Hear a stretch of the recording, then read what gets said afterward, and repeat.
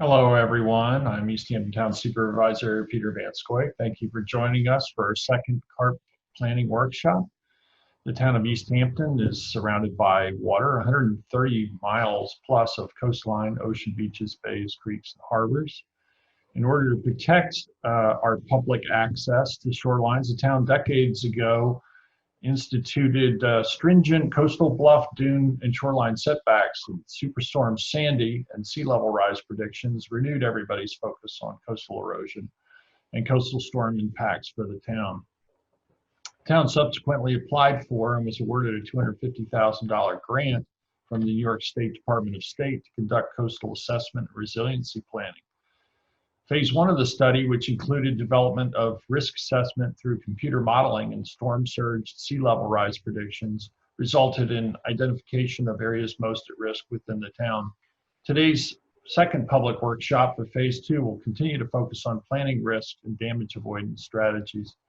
Other related work the town's undertaken in response to coastal erosion threats and sea level rise include the Army Corps of Engineers Montauk Downtown Emergency Stabilization Project and subsequent sand-only renourishment of the downtown Montauk Beach.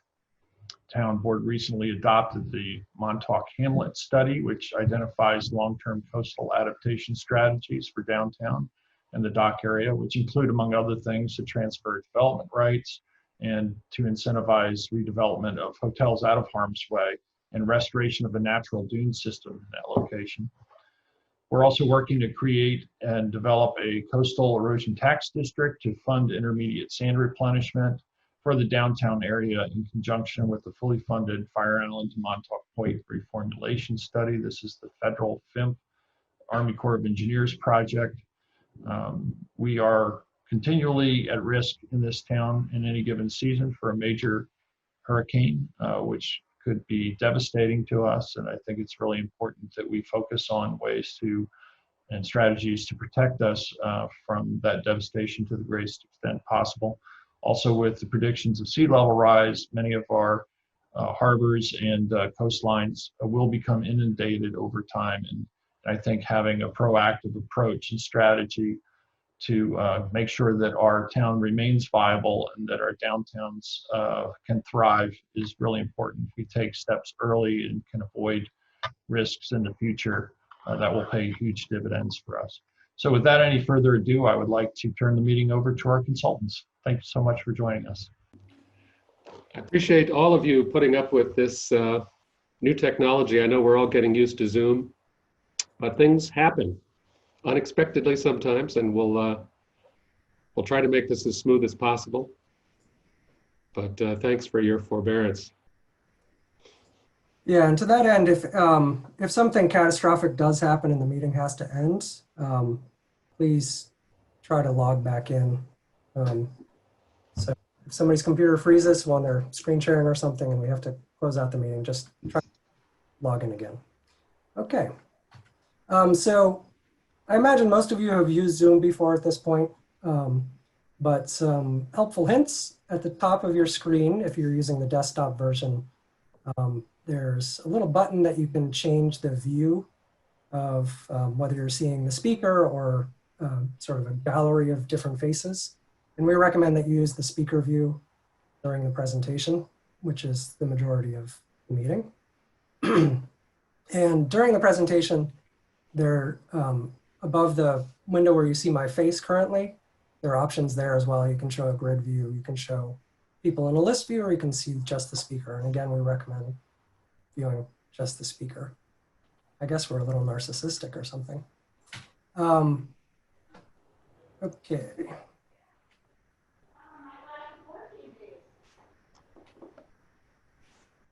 Hold on a second. Some other people have entered the meeting, so I'm going to let them in. Okay. So during the meeting, you're welcome to send chat comments to Nate Burgess. So to do that on the desktop version, you click the chat button and a little tray opens up. And then down where it says everyone, change that. There's a drop-down menu, change that to Nate Burgess. And he'll hold those comments to the end predominantly, and then we'll have a discussion where we answer any questions or comments. We are asking people to hold their comments verbally until the end, but you're welcome to use the chat. If you want to give feedback during the meeting, like I'm going too slowly, I'm going too fast, you can click on Manage Participants. On your window, it probably just says Participants. A little tray opens up, and you can use the buttons to give feedback. And that is your introduction to Zoom. Okay. So our agenda this morning, we're going to start with a presentation about what we know about Montauk today, what we can predict in the near future and the far future. And then we're going to look at 4 different areas of specific concern within Montauk. And then after that, we'll have questions and closing comments. So we're going to have some polling also as we go along, but we're not going to stop for questions from you. So if you have questions that occur to you about a particular map or slide, please, again, chat those to Nate Burgess so that we can save those for the end and we'll have a record of those. Also, as you saw, we're recording this entire presentation, so it'll be available afterwards for those who haven't been able to attend today, and also if you want to go back and look at it. So here's the first poll, and we'll see if this works. You should be able to click on a desired answer. First question is, do you think that coastal flooding and sea level rise are serious issues for the town residents? And the second question is, do you think that the town should take action now to improve coastal resilience and mitigate the effect of coastal flooding and shoreline change? So we'll leave these up for a few minutes and then close the poll.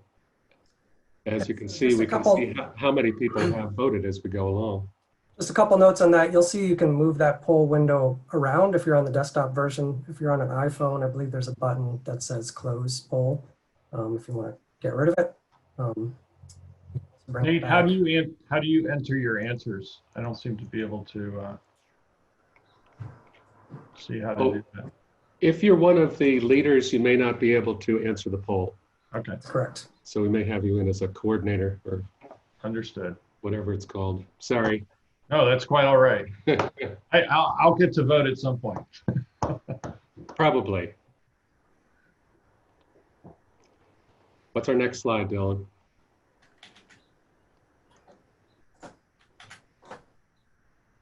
So why are we doing this? Well, as you can imagine, there's some clear goals for the Coastal Assessment Resiliency Plan. But really, we're finding across the country that issues of climate change and coastal resilience are affecting every form of planning, whether it's economic planning or public safety, or just the ordinary things we do as we're managing our communities. So one of the goals is to update the way the plan plans for coastal vulnerabilities and to incorporate that into the larger decision-making process. Then we also, there's a fairly broad set of resilience principles that are being put in place all up and down the coast, and we want to incorporate those to the extent it's appropriate in the town's plans and financial management and regulations. And of course, the ultimate goal is to facilitate adaptation to changing conditions and prepare for the future so that we're always going to be surprised by storms to some extent, but we shouldn't be surprised at how prepared we are to deal with those storms. So we really want to put measures in place to make us as prepared as possible. And the purpose of that is to reduce the vulnerability and loss due to coastal flooding and shoreline change to facilitate resilience. Resilience is defined as the ability to recover from coastal hazard events and bounce back literally as quickly as possible. And so we're really trying to identify and implement proactive resilience strategies, again, so we don't have to react to the damage afterwards.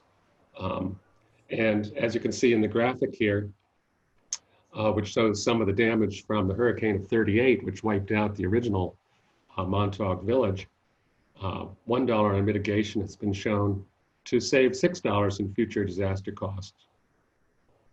Next slide, please, Dylan. So early on in this project, a couple of years ago, we worked with town staff and committee to identify 11 or 12 key areas which you'll see listed here. And we've been going through these in a great deal of detail, and there are extensive reports about each one. So what you don't hear today in these presentations, we'll be publishing detailed reports with all of the information. But essentially today we're focusing on downtown Montauk, Ditch Plains, Fort Pond, and Montauk Harbor, the dock. We've also been looking more generally at issues of transportation, railroads, and electrical services and so on throughout the town. Next slide, please. So next we're going to have Jennifer talk about coastal hazards and the overall thing. What are we doing with the poll at this point, Dylan? So you all can see the poll results, and 100% of you think who responded, which was 29 people out of about 47. So say 40 without the consultants and the town staff. So 100% of you think that coastal flooding and sea level rises are serious issues for the town, and 27 think the town should take action to address that, with 2 saying they don't know if it's required yet.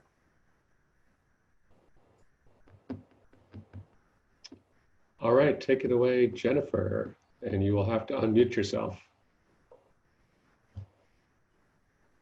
Okay, I'm going to give a brief overview of coastal hazards in the area. So next slide.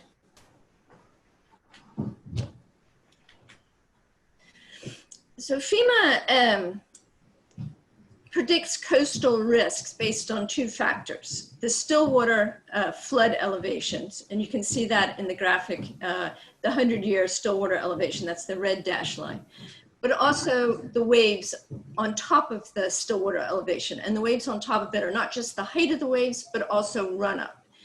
So the FEMA categorizes this in about 4 different levels of risk. So if we look at the graphic, the category closest to the water is the VE zone, and that's an active of high velocity waves, typically over 3 feet. If we move landward, there's the coastal AE zone, where wave heights are about 1.5 to 3 feet. You can see that LIMWA, that stands for LIMWA, the limit of wave action. So landward of the coastal AE is the AE zone, where wave heights are predicted to be less than 1.5 feet. And at the limit of the base flooding, which is the predicted 100-year flood, so it has a 1% chance of occurrence every year, is the X zone. Now, go back to the left-hand side of the slide, you see BFE. That stands for base flood elevation. And because FEMA combines the stillwater elevation with the flooding risk, they predict a base flood elevation. And that's the elevation that they want houses to be. The bottom structural element of the living area should be above the base flood elevation.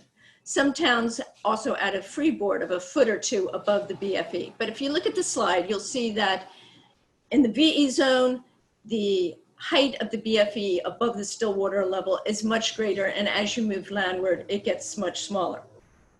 Most important thing to keep in mind is that FEMA's predictions are based on current conditions.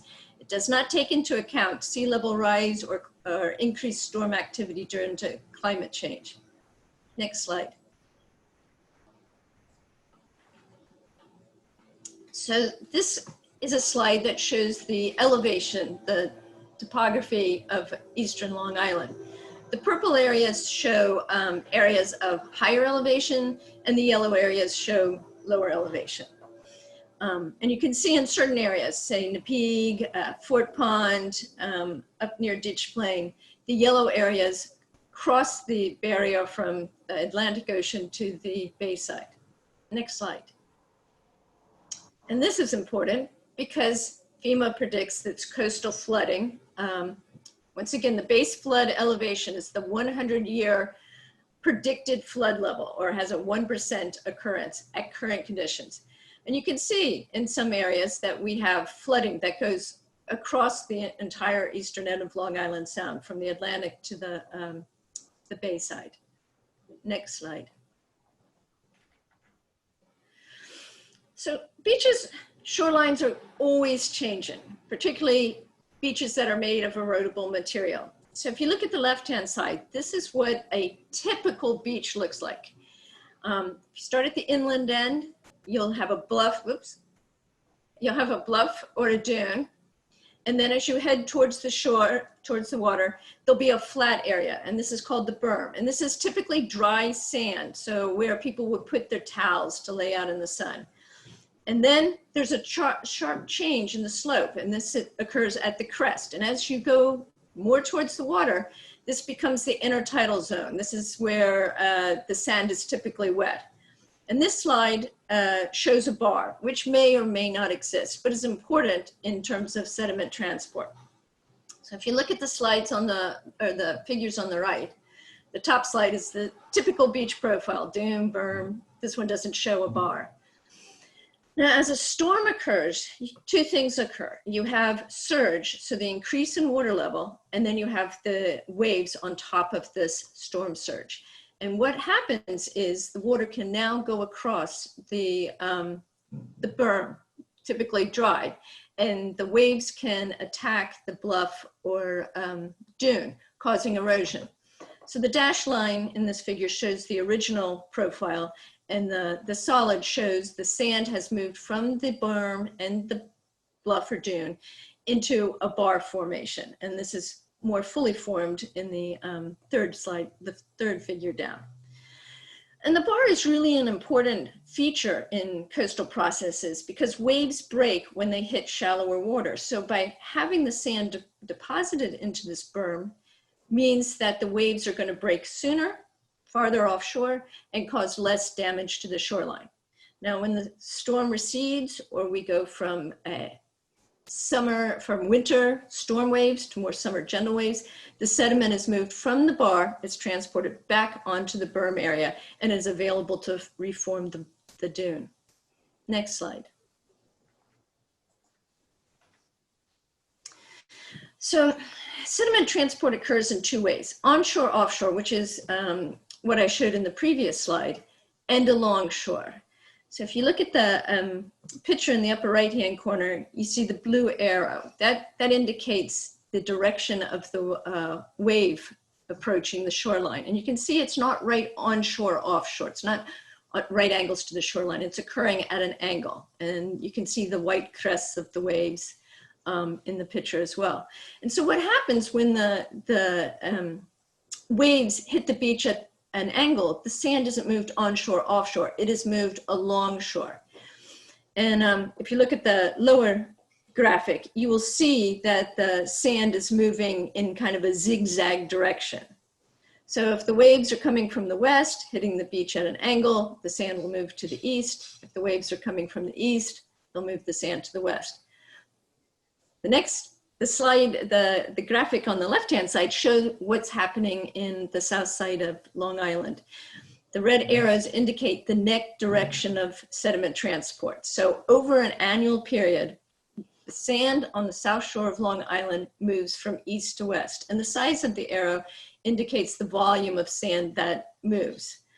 And so sand that is in East Hampton will be transported along the south shore towards the west.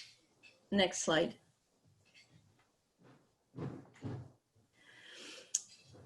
And this obviously causes changes in shoreline.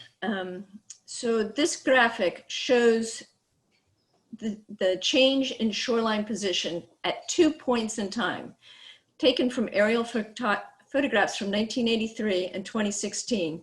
The change in the shoreline position is shown. So the green indicates areas that were accreting or advancing seaward. The red indicate areas that are eroding, and the gray are stable areas. But the interesting thing that happens along the south shore of Long Island is, as I said, the sand is transported in a net direction from east to west, but it doesn't move consistently. It moves in what we call sand waves. And so if you look at the South Shore, you'll see green, red, green, red patches. What happens is we pick two periods in time, and as the waves moved, they show areas of accretion and erosion. If we had picked two different periods, say 85 to 2019, those green and red areas may be changed somewhat. Next slide. So I don't think anyone is really going to be surprised by the effects of coastal flooding. There are damages to building structures, both residential and commercial, and also the contents. And also in an area where we have septic systems, salt water will damage the septic system. But even if we raise the structures so that they are not affected by flooding, we could still have flooding of the roadways, meaning that the buildings are inaccessible during certain periods. As sea level rises, those periods of flooding are likely to increase. Next slide. So what happens at the shoreline depends on a number of factors. The geomorphology, is it an erodible surface like a beach or a erodible bluff? The tidal range, some areas have very small tidal ranges, some areas have ranges of several feet or even meters, several tens of meters. Not along Long Island though. Storms, how the storms approach, how long they last, how much surge they bring, and coastal structures. So here we see on the left-hand side is a beach where I think most people are familiar with beach erosion. The beach gets narrower, sometimes steeper, erosion of the bluff, the dune, but also, and flooding of low-lying land. But also there is erosion of bluffs. And even so you may be living on top of a bluff, because a storm allows the waves to attack the toe of the bluff, an erodible bluff will then slump down and you'll see erosion at the top of the bluff as you see in this figure. Next slide. Typically, we refer to two types of erosion: long-term erosion that takes place over decades, and seasonal and episodic events which occur over short periods of time. These two images show the result of either winter waves or or storm action. So the left picture, you see erosion to the dune, and you can also see the geotubes being uncovered due to the erosion of the sand on top of them. In the right image, we see not only damage to the structures, but we also see damage to the on-site septic fields. Next slide. And as I mentioned in the very first slide, FEMA's estimates are based on current conditions, but we need to look into the future. What can we expect to happen in the next 10 or 30 years? So there's been a number of predictions, and they show a wide range of estimates of how much sea level rise we can expect. And these vary based on assumptions made of things we know now, but also of things we can predict. You know, what will emissions be in the future? The thing we can do is predict what's going to happen in the next 10 years, because those are pretty locked in regardless of what changes we make for the future. So here are two estimates which agree fairly closely and are pretty reasonable estimates for planning purposes. In the next decade or so, we're going to see 4 to 8 inches of sea level rise. So based on where the sea level is now, it's likely to be vertically 4 inches higher. How far the difference that makes on the shoreline depends on the slope and what the shoreline looks like. In 2050, we're going to see between a foot to maybe as much as 2 feet of sea level rise. In 2080, we'll see between 1.5 feet to 4 feet. Estimates by 2100, we need a much bigger range because we don't know a number of factors that could change over the period, so the range becomes much wider, and we'll see between probably 2 feet or 4 feet. And these are the things that we should plan for. If we're lucky, they won't happen, but that's what we plan for. Next slide. Oh, now we have another poll. So the question is, if the following areas were to flood, which do you think would have the most impact on your community? Downtown Montauk, Fort Pond, Ditch Plains, Montauk Harbor, or you don't know? And the second question is, what coastal risk, for instance, flooding and shoreline change, do you think are the most important? And you can select up to 5 that you think are really valuable or really important. Damage to private residential property, damage to commercial property, such as hotels, restaurants, retail, disruption of business, the effect it will have on tourism, the effect on recreation, use of beaches, the effect of the use of the commercial dock, the effect of natural habitat, the beaches, dunes, disruption of essential town services, fire, emergency response, and flooding and disruption of roadways and transportations.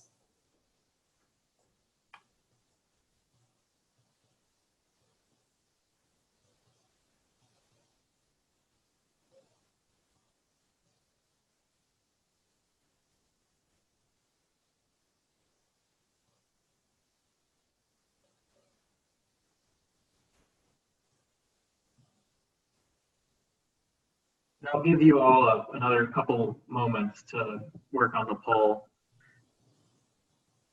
before continuing.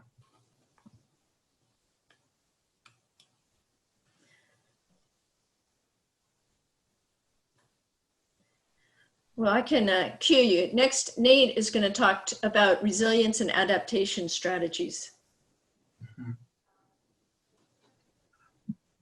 All right, so as you all are wrapping up your poll, as Jennifer mentioned, I'm going to talk a little bit about what we can do about these hazards. So how we might bounce back from severe weather events, and then how we might adapt to the changes created by climate change and sea level rise.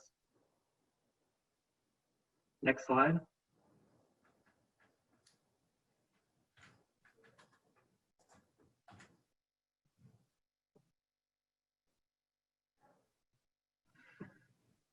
So in terms of strategies that are available to us, most frequently resilience and climate change strategies are grouped into three categories. The first is accommodate, which is the idea of allowing flood inundation to occur while protecting infrastructure, property, and natural resources. So letting the floodwater in. The most common example of that I'm sure many of you are, if not all of you, are familiar with is raising houses to above the base flood elevation. Again, to let flood water pass underneath while protecting the structure and contents of that structure. The next category is protect, which includes a range of interventions, but generally these are much larger scale. It's a much larger scale strategy, usually associated with bigger cities like New York City or Boston or Venice. And the idea with protect is really to keep flood waters out of a city, out of a part of a city, out of a region, say with an interconnected system of flood walls or a tide gate or flood gate. So very large scale interventions to keep water out. And then the third set of strategies or category of strategy is managed retreat. And this, as the name implies, includes how to get folks out of harm's way, moving uses or structures out of floodable areas or out of areas that are likely to erode. And this is in contrast to what we might call an unmanaged retreat, which is really what in general this kind of planning is trying to avoid, which is the kind of reactive measures that you have to take if, say, another Hurricane Sandy hits the town, or you have repeated damage from floods or erosion that causes the town to have to scramble to move people out of harm's way at the last minute. Next slide, please. So this planning process isn't happening in isolation, and these strategies are broken down into or can be thought of within it as a series of measures. And so some of those measures include non-structural measures like new plans and policies or adjustments to existing plans and policies from the town, changes to financial mechanisms, so changes to the way insurance is implemented. More structural measures like that you're probably both think of first when you think of adaptation, resilience, like seawalls, levees, groins. And then another category that some people will break out includes nature-based or hybrid features. So these are solutions that seek to protect or reduce the effects of erosion by looking to living systems to think about ways to emulate, vegetated banks or creating living shorelines to that really work with those living systems to protect property. Next slide. And as I mentioned on the last slide, this is not happening in isolation, this current planning process, and rather it's in response to a number of existing plans and policies that you as a community have put in place over the last few years. Next slide. And also within the context of federal, state, and local rules and regulations. And just to highlight a couple locally, you already have some pretty robust setback and permitting requirements within the distance from, say, dunes or bluffs within town, within your zoning and land use regulations. And you also have a coastal erosion overlay district broken into 4 zones that regulates the type of coastal structures, so vervetments, groins, and things like that it can be built locally. Next slide. And so with that, that's just a brief overview. I want to turn it over to Dan Stapleton for looking a little more in depth at the different focus areas that we're going to talk about today. So before we get started with those focus areas, the poll results, it looks like the vast majority of people who responded to the poll think that downtown Montauk would have the most impacts if it were to flood. And then in terms of coastal risks, damage to commercial properties was rated as the most significant, followed by effects on natural habitats and disruption of businesses, and so on. So we will use all this information after the meeting as well. That gives you a rough lay of the land of what people think going into the meeting. And we're going to go through various focus areas to give you a greater sense of what consultant team found in their work.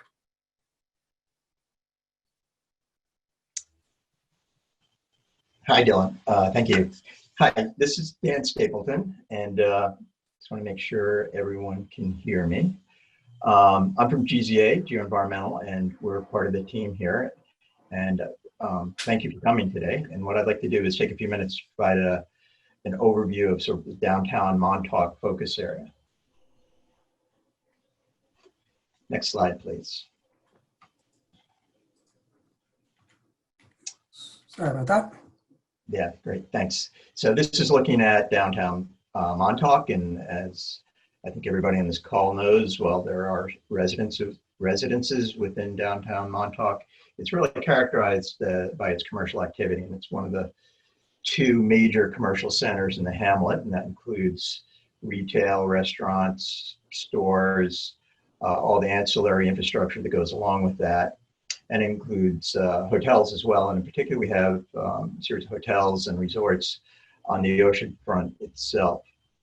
Now, the developed parts of downtown Montauk really exist on a very natural system. And that natural system is effectively a barrier beach, and it's very dynamic. And some of the elements of that natural system that we see are the Montauk Beaches. And those beaches are separated from the developed areas of downtown by dunes. And in particular, in this area A, on the western side of downtown Montauk, we have a fairly robust natural primary dune. That dune is at a higher elevation than the surrounding area, and it's fairly wide. At the eastern end of the downtown Montauk shoreline, we have a dune, and it's developed with structures. One of the things that we look at when we are looking at the vulnerability and looking at measures and what's appropriate is the asset value. And you see those numbers. This is the assets in terms of property value and building specific value within the downtown Montauk area. Next slide.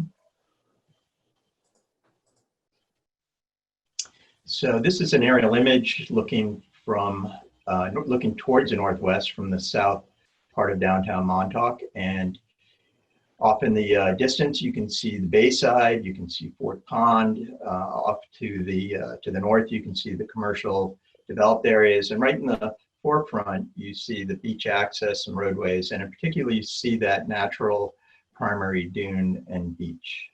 Next slide. This is also an aerial image, but looking in the opposite direction. So you're looking towards the west, and we see in the distance we see that the beach and the primary natural dune. And then as you get into the forefront in the photograph, you see the existing hotels and resorts, and you see that very kind of nicely groomed dune in front of the oceanfront structures, and that is the geobag reinforced dune that was constructed as a temporary shore protection measure. Peter mentioned it in the beginning of the presentation and the introduction, and it's covered with sand to recreate a sort of dune-like feature.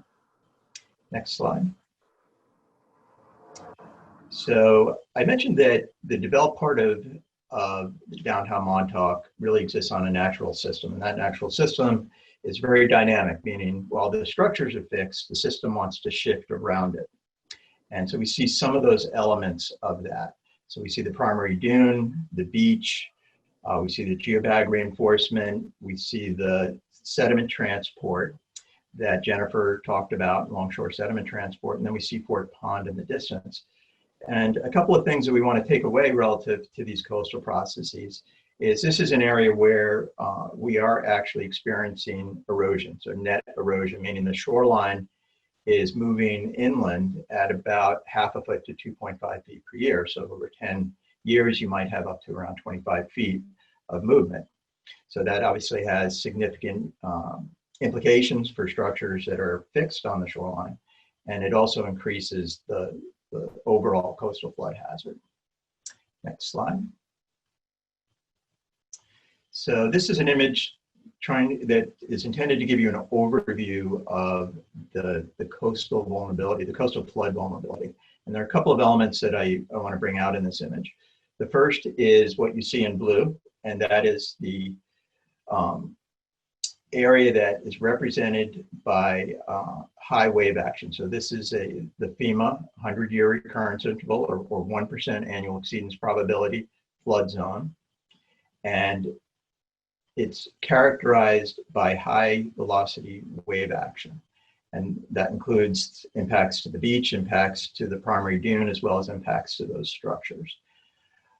Within the brown, we see an area that's been mapped by FEMA as being vulnerable to flooding, but to a lower probability flood. This is the 500-year recurrence interval, also known as a 0.2% annual exceedance probability. And so what we can see is a clear division between that blue zone, which is that high velocity wave, higher probability flooding, and the area inland from that. And the reason we have such a distinct line there is the presence of those natural dunes. And that inhibits a lot of the flooding today that downtown Montauk experiences. If those dunes were to disappear, all of that brown would turn to blue today. Next slide, please. So this is really looking into the future with the effects of sea level rise. So if the water levels are higher before the coastal storms get there, then the storm surge and wave action will also be higher. And so basically all of significantly the western portion, which is the low-lying areas of downtown Montauk, are all inundated during the 100-year storm, and probably a more frequent storm. We've seen a receded shoreline, which has impacts to all of the structures that are located within that area of shoreline erosion. And we also see flooding coming in from the west. And this is, we refer to this as backdoor flooding.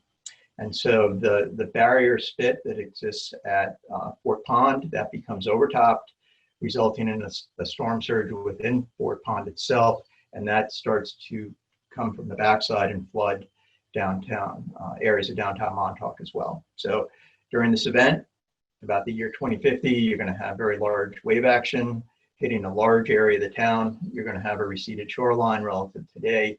And during that coastal storm event, you'll see flooding coming from the backside within Fort Pond as well. Next slide, please.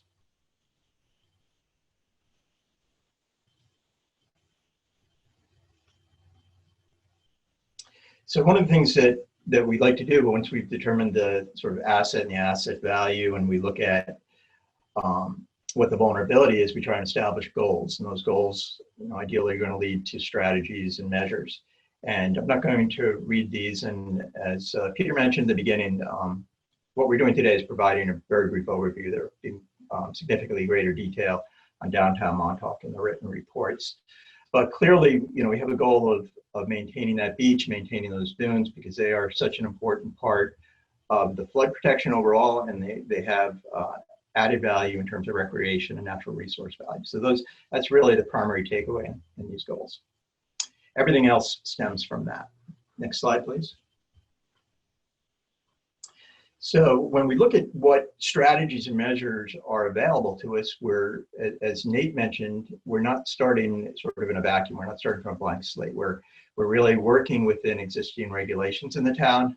Has a number of plans, policies, and regulations that are very effective for creating coastal flood resilience and coastal flood adaptation. And one of those in particular is these coastal overlay zones. We are in a coastal erosion overlay zone 1. And the purpose of these coastal erosion overlay zones are to avoid the use of specific types of coastal structures that we know have a negative impact over time on all of the vulnerabilities that I'm talking about. So this is sort of a starting point for looking at the strategies. Next slide.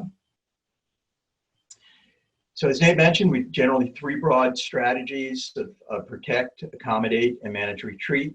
These strategies are not mutually exclusive, meaning we can, they're just basically tools in our toolkit and we can blend them together. But just to show you what some of those elements would be, you're sort of starting with what we would characterize as a protect strategy. And that protect strategy really, for the most part, relates to the ocean beaches themselves. To effectively to use beach nourishment, to maintain both a wide beach, but also to maintain as robust a dune system as you can in addition to that wide beach. And there are many actions going on now related to downtown Montauk and beach nourishment that are detailed in the report. I think most of you are likely very familiar with them, so we're not going to cover those in detail here. Next slide, please. So the second overall strategy is accommodate, really meaning that means my time is up. So means that the water's going to come in, and we want to have measures that accommodate that. And so certainly that includes the existing building codes, perhaps modifying those building codes to make them better suited to a condition of sea level rise in the future. Next slide. And the last one is managed retreat. And as Nate mentioned, this isn't intended to be punitive. We know that nature is going to take its course with or without us in terms of, in particular, these oceanfront structures and the dune systems. And it's fairly predictable what type of damages will occur and how repetitively they will occur. So it's a very better overall management strategy for all the stakeholders and all the parties involved. And that's really what gets captured in a managed retreat strategy. And for the most part, that strategy, because of the risk at downtown Montauk, most of that strategy is really along the oceanfront components of downtown Montauk. And that concludes the downtown Montauk presentation. Thank you for listening. And I think there may be some survey questions. Go on.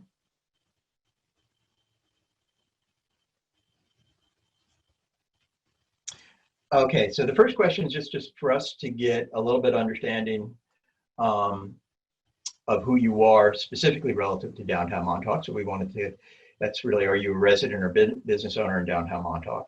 And then the second is really the strategies, measures that, obviously a very brief overview, But I think they're part and parcel of what's been a multi-year dialogue within the town. And these include ongoing beach nourishment, creation of a continuous natural primary dune. So we only have a primary dune in the western portion right now. We talked about having the geobag shoreline protection, which is a temporary measure, but maintaining and continuing that. The use of more conservative building codes, and for example, perhaps incorporating sea level rise into the building code regulations that address building elevations. The idea of having a overlay zone within downtown Montauk that sort of bundles together all these elements, whether they're planning, regulatory, or other, to try and have a more coherent set of standards and regulations that apply to this specific downtown Montauk area. We do know that we have a lot of structures within the high velocity zone, so we look at an option to manage retreat of those structures. Right now, damage to those structures presents the majority of the financial risk overall in terms of loss. And lastly, would there be some element such as a large structure in terms of offshore breakwater, as an example. So we'll keep that open for a minute or so, and then Dylan, move on whenever you're ready. I think we should leave it open, but move on to ditch planes. This is Nate Burgess again from Dotson and Flinker. I'm going to talk about the next focus area, which is the ditch plains area. Next slide, please. So this focus area encompasses the really scenic and dynamic beaches and bluffs from Shadmore State Park to the west, past Montauk Shores and Ditch Plains Beach. It's really extending out to the additional forest land and bluffs towards Amsterdam Beach. And the area includes a number of really important features beyond those kind of natural features, including the residential neighborhoods at Montauk Shores and in the residential neighborhoods further inland. And those existing homes and that neighborhood, are really here because of the beach and bluffs. So these are all linked together and really important assets to the area that we want to think about as we look at how to make this area more resilient. The processes that work in this area look familiar. They include sand transport along the shore, as Jennifer talked about earlier, from east to west. This area also includes retreating beaches and bluffs. And one of the features that is sort of unique to ditch plains is the existing rock revetment in front of Montauk Shores that is right in front of that and in that area, providing protection in terms of keeping that shoreline where the revetment is stable, but almost certainly is also exacerbating shoreline erosion locally around it by interrupting the flow of sand along the coast. Next slide. Here's a view of that rock revetment. Next slide. And another view capturing the end of Ditch Plains Beach. Next slide. So today, or according to the current FEMA floodplains, vulnerability to flooding in ditch plains, you can see for the 1% annual chance flood in blue on this image. And there's really a floodplain that extends from the Atlantic to Lake Montauk through a low area that cuts through the residential neighborhood of Ditch Plains. And then there's also the current ongoing shoreline erosion and beach erosion in this area. And the effects that shoreline change has had on the, say, pedestrian connections between the east and west beaches in this area. Next slide. In the future, that extent of flooding in the lower lying areas is just going to expand with rising seas, and the shoreline change is expected to increase as that occurs, and also that's in areas that are not currently protected by rock revetment. Of course, the shoreline change would continue kind of at the current or likely a higher rate in the future. But even where the rock revetment is, if that revetment is not maintained and it were to be lost in a storm, you'd expect the bluffs there to also continue to change and retreat. And until that happens, or while that revetment is still in place, again, that is exacerbating the shoreline change nearby. Next slide. So what should we do about it? The goals in this area are similar to Montauk in that our goal here is really to try to avoid repetitive loss and all of the things to structures and negative effects on the habitat and natural resources in this area, and all the recreational benefits that provides. Next slide. And this is again in Coastal Erosion Overlay Zone 1, which means that no new structures like rock revetments can be built in this area, and that the existing revetment could be replaced, but only with a natural resources special permit. Next slide. Which is relevant as we start to think about strategies for this area. So first off, unlike downtown, we mentioned at the beginning the strategy categories: protect, accommodate, manage, retreat. For ditch plains, because it is a smaller, a little less dense area, it's not really a center, we really don't think that a protect strategy is financially feasible. So we're not going to discuss that today. Instead, we're going to talk about accommodate and manage retreat. So an accommodate strategy would have some elements like this. So potentially if allowed by changes to the coastal erosion overlay zone, or if placed far enough offshore, something like an offshore breakwater. Beach nourishment, ongoing beach nourishment would be critical to maintaining the recreational beach in this area. Continuing to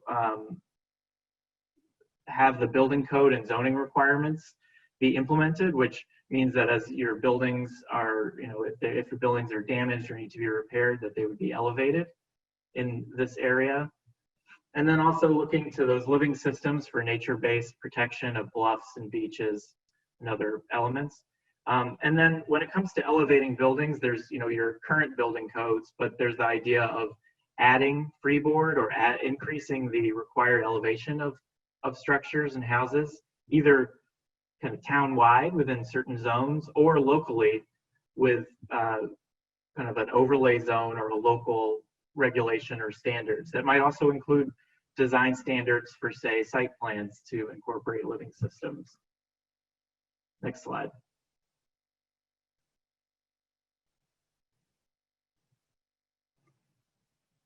Next slide, please. Oh, never mind. Manage retreat. So in contrast to an accommodate strategy, a manage retreat strategy in this area would, again, really focus on trying to, over time, try to get the structures and uses in the most vulnerable areas moved to higher ground or out of floodplains and erodible areas. So in this case, that could include, with managed retreat, limiting or removing, or either removing the rock revetment of Montauk shores as a project, or limiting the reconstruction of that revetment, say by changing the coastal erosion overlay zone 1 to prohibit rebuilding of coastal structures. And then incentivizing or requiring the relocation of structures within larger parcels, or buyouts or relocation between parcels. And that could be in the form of relocation assistance or transfer development rights, which we could talk about later. Some of you are familiar with from the Hamlet plans. And then in all these cases, beach nourishment would really need to continue. Next slide. So next, I think we'll have another poll that will pop up responding to these issues for ditch plains.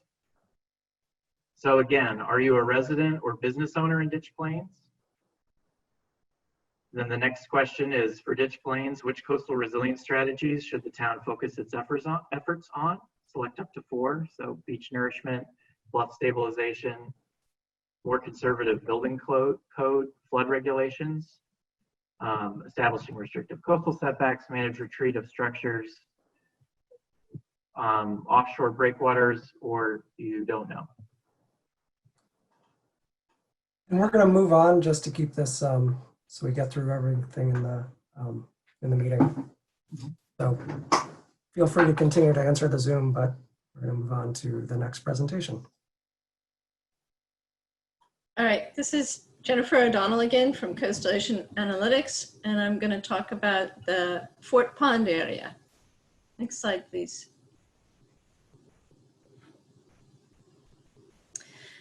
So Fort Pond has a number of and varied assets. So there's the recreational beaches, scenic views, there's commercial properties, there's the power station, and there's transportation lines with the train station and the rail lines, and also important roads such as industrial roads and shore road.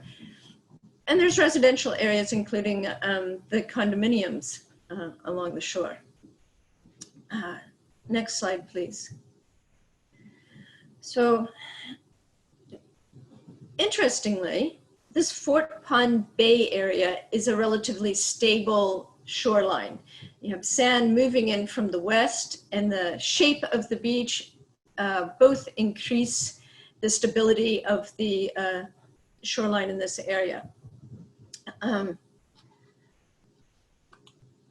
So the main problem with this is it's a relatively low-lying area. So you can see in the inset picture flooding and damage that occurred during the hurricane of '38. And this is now where the condos are built. There's some coastal features. Not far from the recreational beach, there's a few docks. One of it is structured so that it's serving kind of like a groin. And there's also down in the commercial area, there's existing revetment and also some dilapidated groins. Next slide, please. So the current vulnerability, the predominant one is it's a very low-lying area, so it's very susceptible to flooding. In this image, like as the previous image, the blue shows the FEMA 100-year storm with an annual exceedance probability of 1%. If you look in the upper right-hand corner, you'll see some areas that are orange. Those are show the areas that FEMA has predicted are in the 500-year or a 0.2 annual exceedance probability. So in this area, which is known as a barrier spit or barrier beach, the main problem is you're going to get flooding as the elevation in the Fort Pond Bay area rises. The area of the Fort Pond is going to be flooded, and it's going to flood across the barrier into the Fort Pond itself. The roads are susceptible to flooding, the power station, the train and the train tracks. So there's your power and your transportation system, as well as the residential and commercial buildings are all in low-lying areas susceptible to flooding. Next slide, please. So here's an aerial image of the Fort Pond. So you're looking from the north to the south. This is Fort Pond in the center of the image, and to the top of the image you can see the Atlantic Ocean. Next slide, please. This is kind of pulled back a little Once again, you see Fort Pond in the middle. Now you can see the barrier beach, the train tracks behind the buildings. In the upper right hand, once again, is the Atlantic Ocean. Next slide, please. In this image, you can see the beach, the condos, and the commercial buildings. So this is predominantly showing the Bay Area. Next slide, please. So what we really are interested in, not the current vulnerabilities, but what are the future vulnerabilities? So these are estimates with the sea level rise of what the conditions are going to be in 2050. So the blue, once again, is the predicted FEMA 100-year or 1% annual exceedance floodplain. And if you look, you can see that the area has increased. The orange area, which in current conditions was the 500-year flood, has now been changed to a 100-year flood. And we've pulled in more areas to the left-hand side in this picture into the 500-year or 0.2% annual exceedance. The dashed line shows the existing shoreline of the bay shore. And you can see that in some places, we predict some accretion, but in other places, it's going to experience some erosion. So what are we going to see? Sea level rises, we're going to see more severe, more frequent flooding, more backdoor flooding. The power station is likely to be flooded more frequently, and also the condos and the transportation routes. Next slide, please. So our near-term goals are to reduce the risk north of the track, so on the bay side, but also south of the train tracks on the Fort Pond side. And also to make sure that we can maintain transportation in the routes in an area of higher sea level. Next slide. So the existing coastal erosion overlay zones along the beach is an overlay zone 2, but we also have overlay zones of 4 where there are some existing structures. You can see that in the commercial area on the bay side, and if you look into the Fort Pond area, you can see a lot of that has already been protected with coastal structures, but there are some areas of erosion zone 3 as well. Next slide, please. So as Nate has mentioned, there are 3 predominant strategies: accommodate, protect, and managed retreat. So an accommodation strategies in this area would include elevating the train station. That would allow for flooding, but would protect the train station. You can also elevate structures to meet current building code. This would increase their resilience in periods of flooding. And you can also increase the design flood elevations. You may remember at the beginning, I talked about the base flood elevation and freeboard. You could increase the building codes to include greater freeboard or to include the effects of sea level rise. Next slide, please. And there's also the protect strategy. We can elevate the train station, which is an accommodation as well as a protection strategy. But in this case, if we elevated the train tracks, this would provide protection from the Fort Pond side of this barrier area from backdoor and flooding. We could also protect the power station. And I think there is already an agreement in place for elevating areas of the power station. And we could elevate low-lying uses. Next slide, please. All right, I think we're going to have a poll now about the Fort Pond area.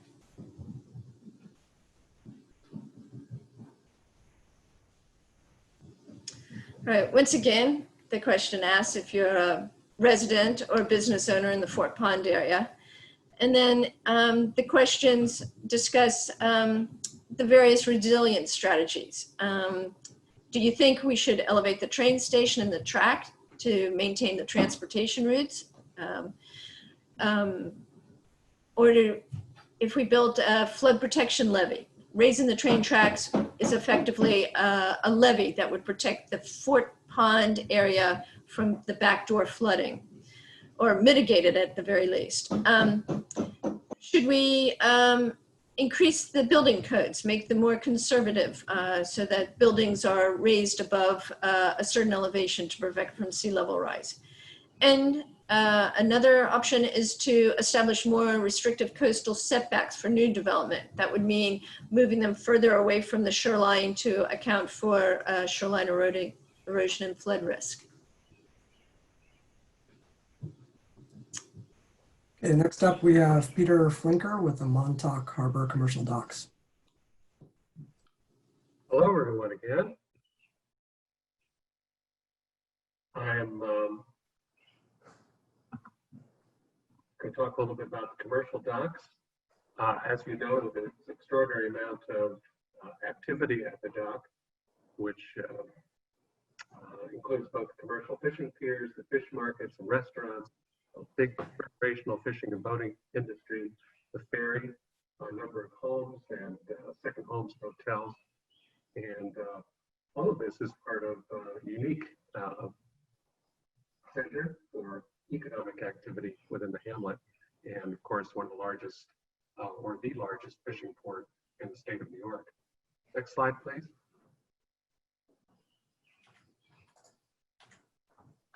So all of this was engendered in 1927 when Carl Fisher built the inlet to Montauk Harbor. Next slide. Which created this extraordinary protected port and rendered, I think the next slide shows another image of the port with different activities. So as you notice, extraordinary diversity of economic activity around the harbor. So some of the issues created by coastal processes, obviously the channel is currently in the process of being dredged, has to be done every so often to maintain the depth for boats to get through. Bulkheads and docks, by definition, have to be close to the water, and so they're subject to high tides and flooding, and also wave energy from Lake Montauk. Next slide, please. So the 1% or 100-year floodplain incorporates the entire dock area, some of the parking lots, and then the 0.2% annual flood risk extends up the valley behind the docks and around the back of the hill. All of this also engenders a certain amount of potential wave damage to piers and the waterfront itself, sand deposited in the inlet during storms, and potential structural damage. Next slide.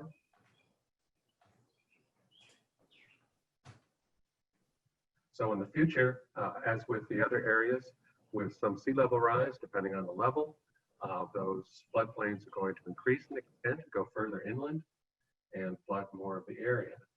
And we could expect all of those current risks to increase. Next slide. There's a long list of goals, I think reflecting the diversity of economic activity in the dock area. So obviously we want to maintain those economic activities, but we can't, by definition, move very far from the dock itself. So it's a balance. Next slide, please. And part of it is thinking about existing coastal regulations. The Coastal Erosion Overlay Zone 4 allows for the docks to be rebuilt. This is probably the most logical. Short-term remedy is to raise the docks and the bulkheads and continue on as before. At some point, that's going to become increasingly economically challenging. Next slide. So the protect strategy is to, I guess one extreme example would be to have some kind of a flood barrier or a floodgate that could be raised across the inlet. Probably considering the level of economic activity, since this is not Manhattan, that's not going to be economically feasible, but perhaps some kind of floating breakwaters or other wave attenuating structures could help. And then of course, other things like raising the roadway, which could help protect protect some of the inland areas on the inside of the roadway. Next slide, please. So an accommodate strategy looks at continuing with channel dredging, increasing the elevations of the bulkheads and the docks, raising buildings perhaps, partly through enforcement of federal zoning codes, and the local building codes, and federal building codes, and then perhaps creating a harbor accommodation overlay district to increase the incentives to raise structures and produce some of these improvements. Next slide. So that brings us to our final poll. And Dylan will put that up shortly. There it is. So here we have some wider possible participants. Are you a commercial fisherman, a recreational boater, a business owner, or employee based at the commercial docks and facilities? And then for the second question, for the harbor docks, which coastal resilience strategy should the town focus its effort on? This again is multiple choice. So ongoing channel and navigation dredging, elevating the shorelines, elevating the docks, elevating West Lake Drive to prevent roadway flooding and to protect inland areas, floating breakwaters, creating a harbor waterfront district, or I don't know.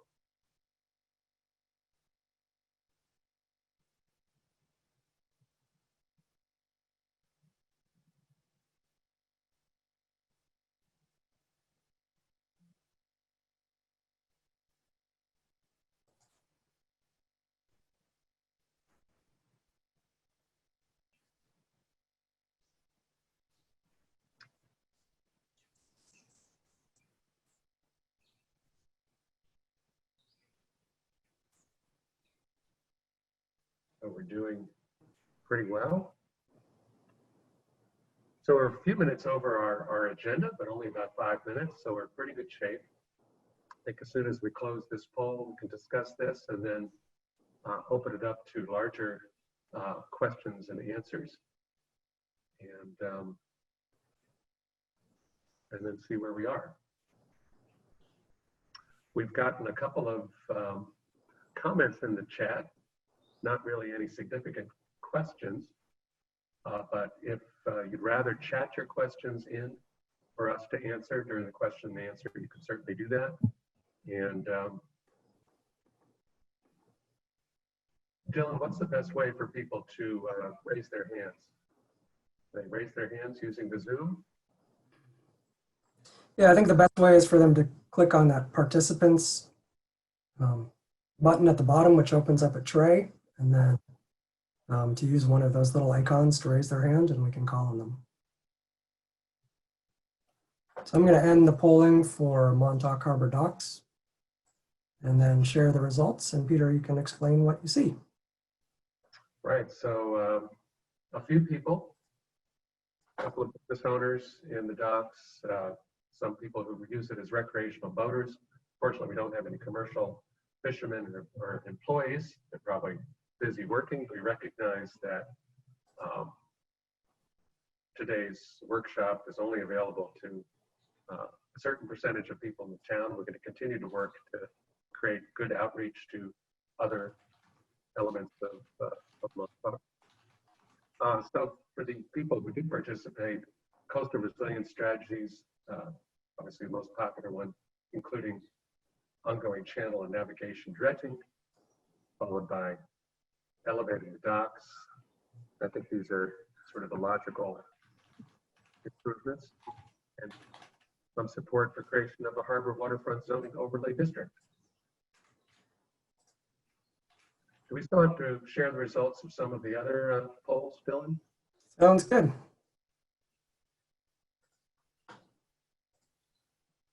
All right, so I'm going to share the results of the downtown Montauk focus area.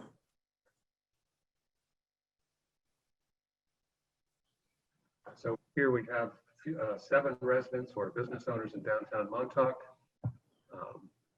And as you saw, as we were answering the poll, fair amount of support for some kind of managed retreat from the shoreline, as well as improvements to building codes, creation of a downtown Montauk zoning overlay zone, and fair amount of support for creating a continuous natural primary dune and nourishing the beach. Not so much support for maintenance of the geobag shoreline protection system.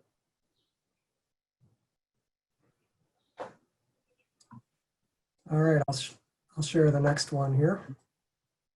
So ditch plains. So here we have a couple of residents or business owners and support again for managed retreat of structures from some of the most vulnerable areas, as well as improving building codes to be more adaptive and resilient, and establishing more restrictive setback requirements for development. Not so much support, I guess the least amount of support for some kind of offshore breakwater.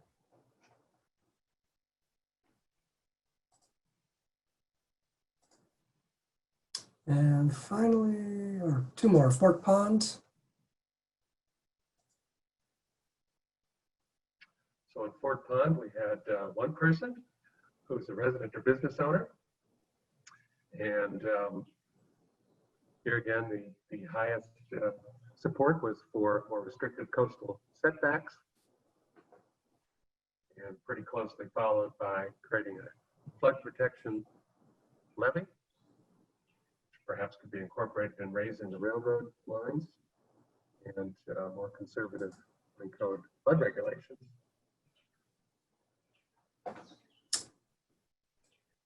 All right.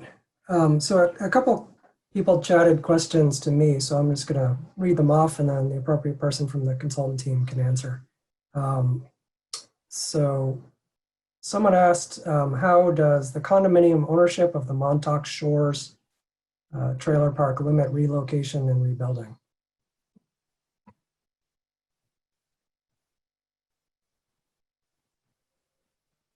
Nate or Peter, would you like to take that? I guess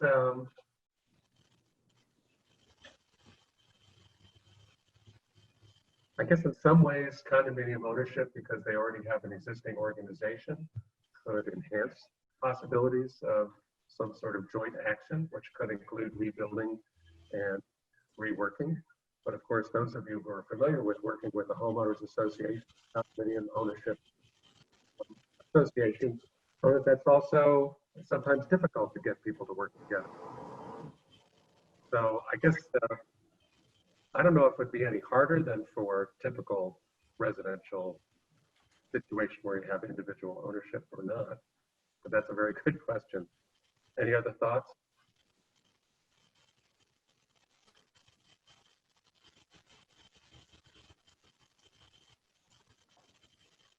Okay, so moving on to the next questions. Again, we suggested at the beginning that you send your chat questions to Nate Burgess. Looks like Peter has assumed the identity of Nate Burgess. I have. My computer, of course, conked out in the middle of this, so I jumped out to Nate, so I'm going to have him come back. And while they're switching seats there, I'll read a couple more that came to me. We have a question. Have you looked at oyster reefs, kelp beds, or other living structures for wave mitigation? Yeah, this is Dan. I can, Dan Stapleton from GZA. I can take a shot at that. So yes, you know, we do consider oyster reefs, in particular where you have the appropriate wave climatology, meaning a relatively low wave energy environment, and those certainly can become part of a living shoreline solution. And it's really a question of where that's going to be most appropriate. And right now, the living shoreline solutions are looking to be most appropriate more on the vicinity of Fort Pond shoreline, within the Fort Pond shorelines itself, but possibly the eastern portion of the bay side in the Fort Pond area. But along the Atlantic Ocean, the wave climatology is too much energy to support those kind of features. Jennifer, would you like to add to that? Yeah, there's a number of different options that are referred to as living shorelines or green infrastructures. And so a traditional living shoreline would be just nature-based items, like an oyster reef.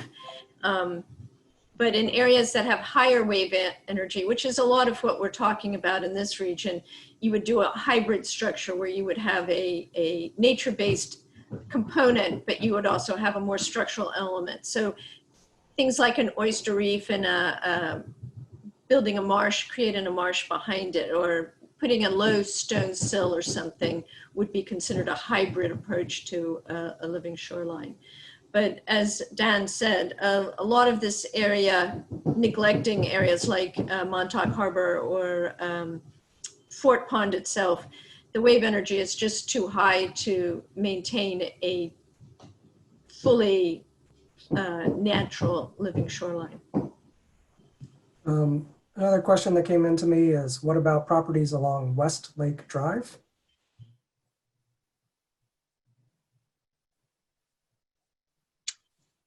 This is Dan. I'll give that sort of initial feedback. So you do get flooding overtopping via the harbor area. If it overtops drive, you go into the interior areas. So elevating the roadway would be one consideration for that. Okay, I think this one might be also for you, Dan. So the sea level rise projections cited, are they consistent or the same as NYSDEC Part 490 projections?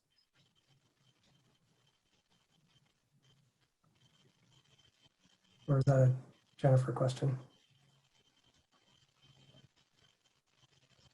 All right, this is Jennifer. I'll take a stab at that. Yes, they are within the range of those predicted. We looked at those. We've looked at the NOAA sea level rise projections. For those of you who are familiar with NOAA's projections, there's a range from low to high, and the New York recommendations are pretty similar to the NOAA intermediate ones, which are what we've considered here.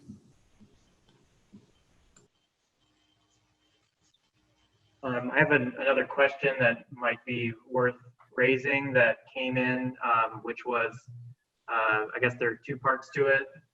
Did the Army Corps publish their map of Montauk replenishment publicly, which Dan, maybe you could just give a yes or no on that one?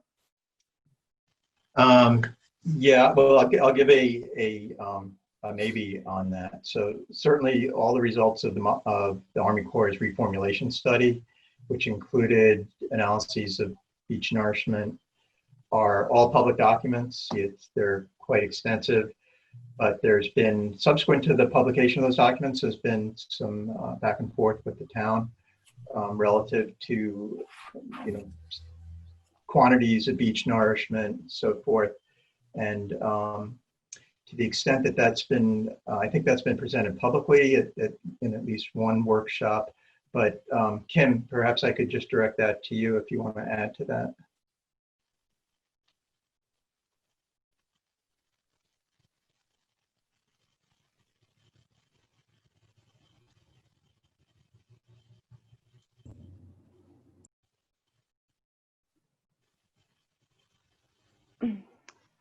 I believe those results are out.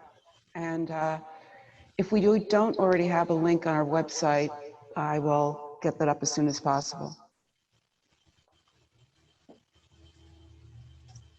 I think the other, thank you, Kim and Dan. I think the next part of that question, it was really a separate question that came in, was could we reevaluate the goal for maintaining hotel room capability in Montauk?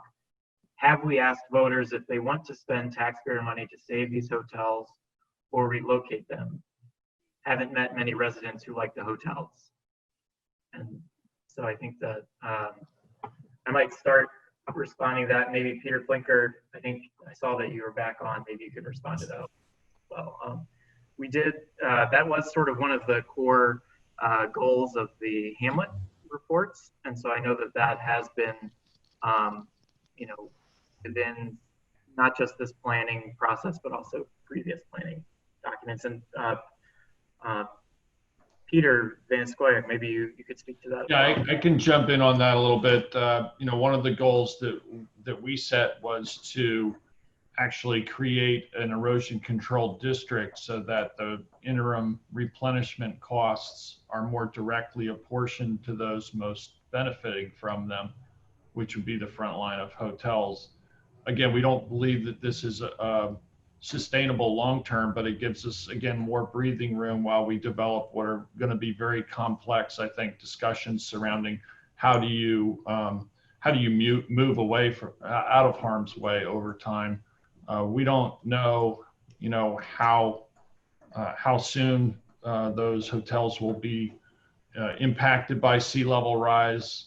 We certainly know in any given year they're susceptible to a catastrophic hurricane. And again, it's a lot of this is going to rely on how quickly the rate of sea level rise progresses.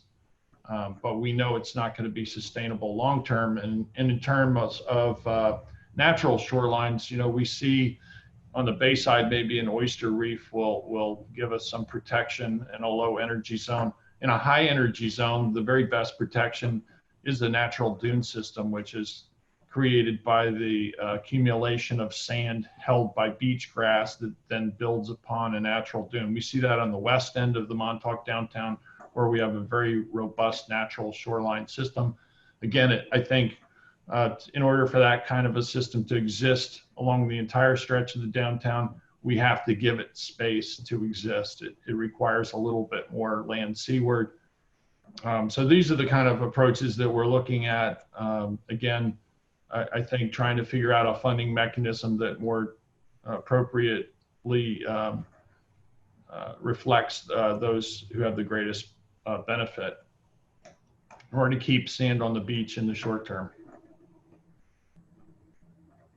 I received a follow-up question for you, Peter, could we ask voters, residents, if they want to have the same hotel capacity in Montauk that we have now? Well, we could certainly ask them, but I think the quick answer is that I do believe that there is public support for maintaining the number of hotel rooms. The question, I think, long-term really relates to where do you maintain them and how do you maintain them? And if it's an impediment to having a nice wide beach, then you know, we should be transitioning those hotel rooms to other locations. And that's why the whole discussion about transfer of development rights to allow for areas that are currently zoned resort to maybe become over time. And again, the timeline here is important. I think it's going to take a number of years to sort this out, but that could be, you know, beach parks and conservation over time, and some of the central business areas could be rezoned to allow for resorts to be put there, and that there would be rights that could be transferred from those property owners who are shoreside now to allow them to redevelop in upland sections of the central business district potentially. So there's a lot to that. There's economic analysis that still has to be, you know, undertaken. We adopted the concept as part of adopting the Hamlet plan for downtown, the idea of adapting and transferred development rights. There's a great deal of work that still needs to take place and engagement of property owners and stakeholders in order to get to the point where we can reach consensus. Again, long-term planning is much easier to do. People can make those adaptations in terms of the economics involved, the ability to push it out as far as possible so that at a date certain in the future, 20, 30 years from now, it's understood that this change will be taking place. People can make investments accordingly. They can amortize properties accordingly. So the further out we can push it, but still commit to that plan, the better off I think we'll be. And again, we'll continue to engage the shorter term strategies like beach replenishment to make sure that we have a viable downtown beach, because that's so important to the overall economy of Montauk and for the enjoyment of everyone. We're all about the beach, and the better job we can do protecting the public beaches, the better off we'll be, I think, long term. Thank you, Peter. Sorry for the long-winded answer. I think that I have another question here that comes in, which is kind of the direction I think we should be going. There's been a number of questions that have come in. It'll be hard to address all of them in this time. I think we're getting close to the end of our allotted time for questions. So someone, maybe Peter or Dan can jump in on that. But there's a question about what are the next steps in the CARP planning project? And related to that is, are we planning to address the Soundview Drive area? So I wonder if this might be a good time to talk about next steps and while responding to that question about Soundview. Yeah, just to mention, so the next bigger step in this project is the development of an actual plan. So currently that's being worked on by the consultant team, and then it will be vetted through both the town of East Hampton as well as the CARP committee. And Soundview Drive will definitely be in the report. It'll be more detailed on all the areas, including the village areas as well. I will mention one other ongoing project, and I think we're getting closer to reaching an agreement with the Army Corps, and that is the enhanced navigational channel at Lake Montauk. Currently, that channel is specified at a 12-foot depth, which actually has been problematic from a safety standpoint. Fishing vessels have run aground there due to shoaling. The discussion about redredging that to a depth that better accommodates the existing fleet now, which has grown somewhat in size, to allow larger capacity vessels that are heavily laden with catch to come in. Sometimes they have to wait a whole tide cycle to come in under heavy weather, and it's treacherous. That dredge spoil, which would be sand that's been coming in off of the Sound shoreline and filtering into that navigational channel, would be dredged out. It's estimated it's 174,000 cubic yards, which by comparison, I believe the initial beach replenishment for the downtown Montauk stabilization project was something like 120,000 cubic yards. That would extend sand on the western side of the jetty into the Soundview area, a distance of about 3,000 lineal feet from the jetty, and at a width of something like 44 feet and a height of 9 feet. So it's a significant amount of sand that could be placed there. Anybody who knows that area understands it's an extremely high energy location during storms, and that erosion is only exacerbated by shore hardening structures that have been placed along that stretch. But I think this is a solution that would improve the navigational channel for New York's largest fishing port, and at the same time offer a significant amount of sand in that reach where we've seen, I think, an average shoreline recession of something like 1.7 feet per year historically.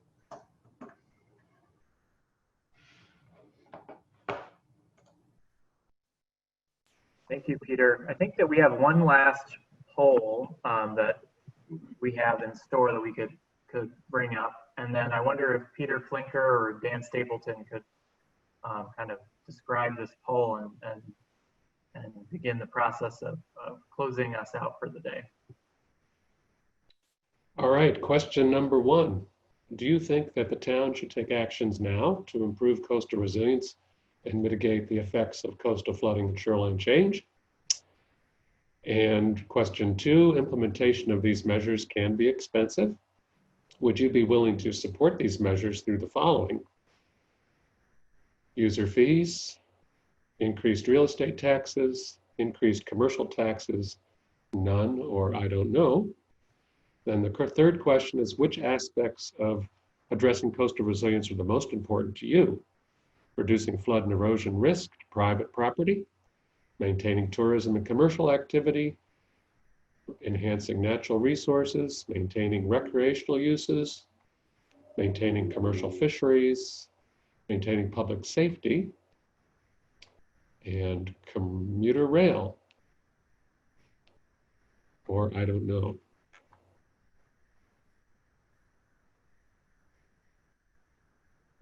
So there you are.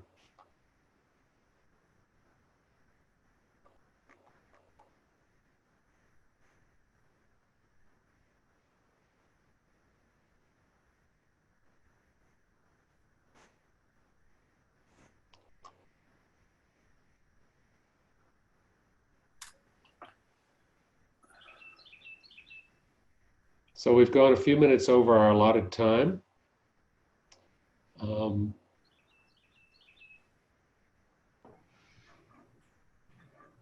think we're happy to stay and answer questions, but I think we've gotten most of the burning questions has been chatted to us. But if there is any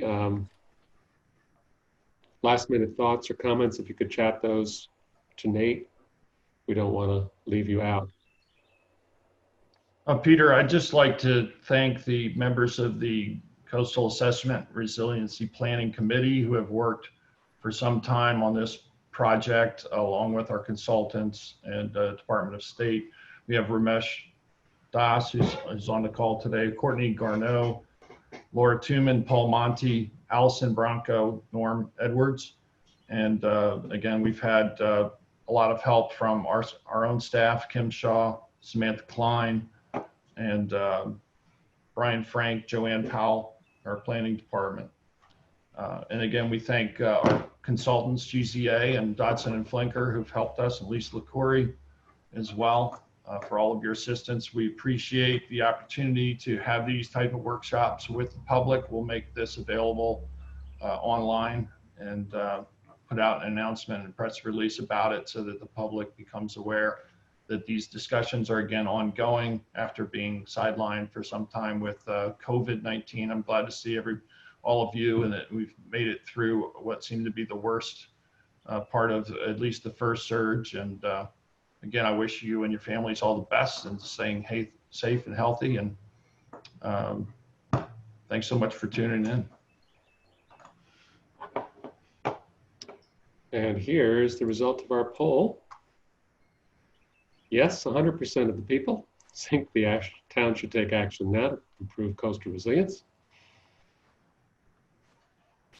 And for question 2, there's support for increasing commercial taxes, followed by user fees, and third is increase in real estate taxes. And for question 3, enhancement of natural resources, including beaches, dunes, and shorelines, has the most support, followed by maintaining recreational use, public safety, supporting the active commercial fishing industry, followed by maintaining tourism and reducing flood and erosion risk to private property.